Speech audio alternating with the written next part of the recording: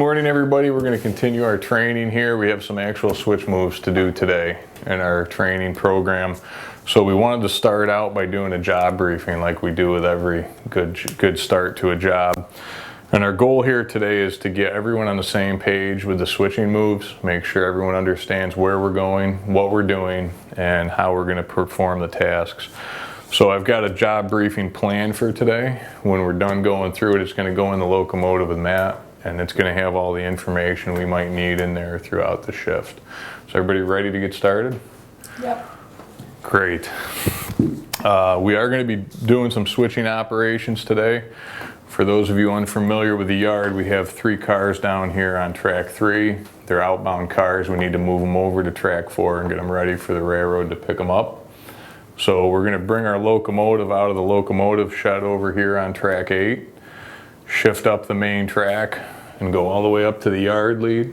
We're going to come back down the yard lead. We're going to stop for a blue flag and a derail that are installed right here. And then we're going to come back down and tie onto the cars.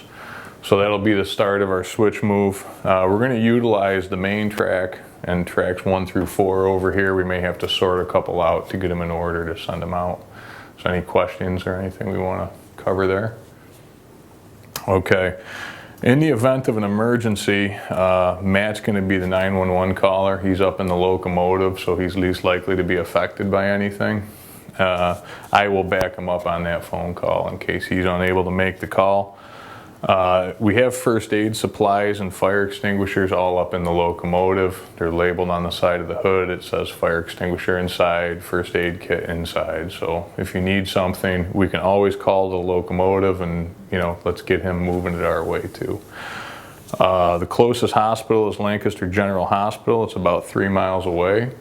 The address is right here with the phone number, so we can call ahead if we need to get information if we don't need a 911 response. When we're out in the yard, there's going to be a lot of PPE that's required, like anytime we're in a rail yard. So first thing, shut your cell phones off so we don't have any distractions while we're out there working. For PPE, we need our hard hat, our high visibility clothing of some sort, safety glasses, steel-toed boots, and hearing protection. Leather gloves when we're handling the rail cars. We don't want to have any sharp edges get at our fingers. And we're going to want to keep it on the whole time through any movements. So is everybody equipped with that and have it with them? Yeah. Mm-hmm. Beautiful. We do have a couple things to worry about with weather conditions today. It's supposed to get up to 90. It's going to be extremely hot and there's not a lot of shade out there. So if everybody would keep an eye on each other. Matt and I are used to the heat. You guys haven't been out in it as much. So if you see somebody getting red, they're looking like they're faint, let's stop the move and take a break and kind of go from there, get some water to everybody. So we do have a couple close clearances. We're not going to get near them, but they're up here in the engine or in the grain unloading area, and there's a open pit in there too. So if for some reason the move changes today, be alert that they're up there, and we'll brief about that as the move continues through the day. We'll be working with radio and hand signals today, and we're going to be on radio channel 3. I'll be handling the main radio today while you guys are getting used to working in the field. We're going to job brief if we switch hand signals to radio signals before we do that. So I will make a positive change of hand signals to radio signals with you prior to doing that.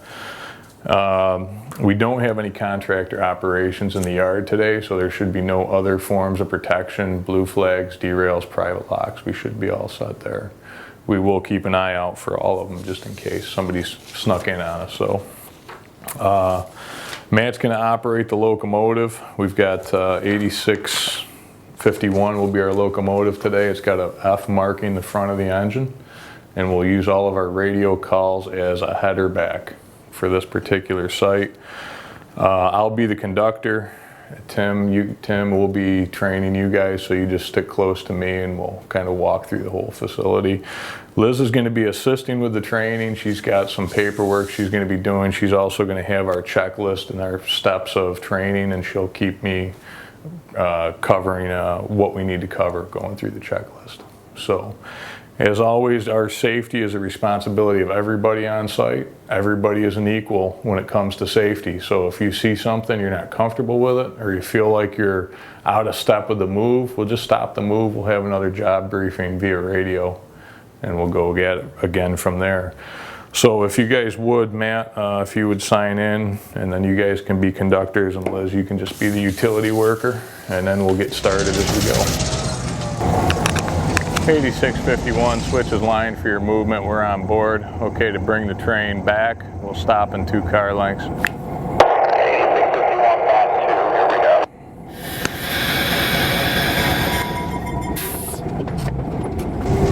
We can put the walkway right about 10 feet behind Dave. We'd like to talk a little bit today in the outdoor training portion about mounting and dismounting equipment. So like we always like to start with a job briefing. This locomotive is on protected track. It's locked out. The handbrake is applied and the air brakes are applied as well. So there's no movement from either direction at this track to keep us safe while we do our work here. So as we move forward, there's a right and a wrong way to get on a locomotive or a rail car. We'll start with a locomotive and then we'll move down to the rail cars and look into that.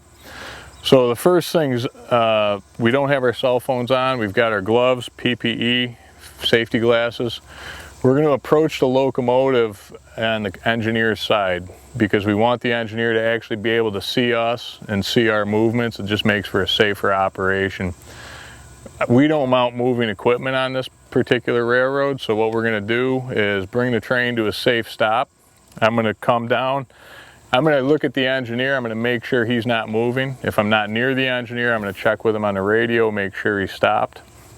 I'm going to maintain 3 points of contact with the locomotive at all time, which is hard to do, but we're going to always have 2 hands and 1 foot, or 2 feet and 1 hand on the handrail at all times.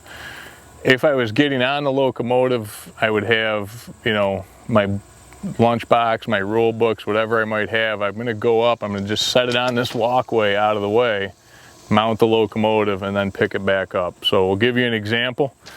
I'm going to make sure I've got a firm footing, the ground is good underneath me.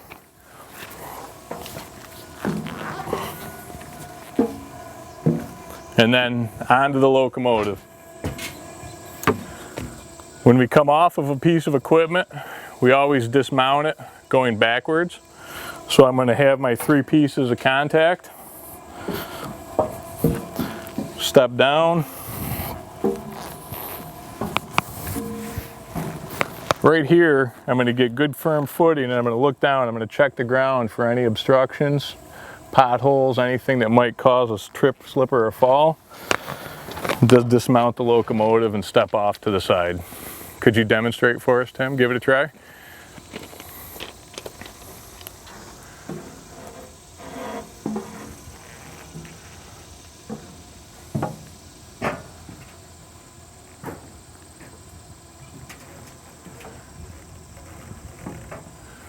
Very good.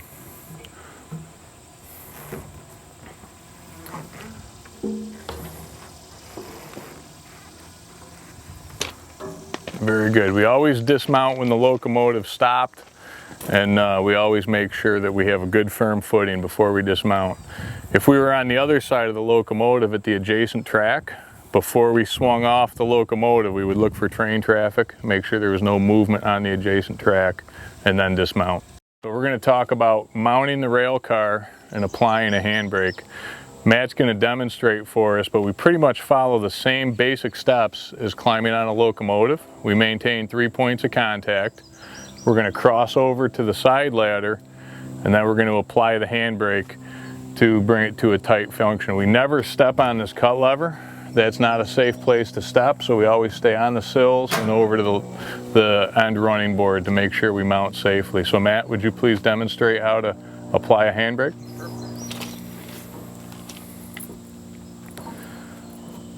Notice he keeps a good firm hand grip before he moves over.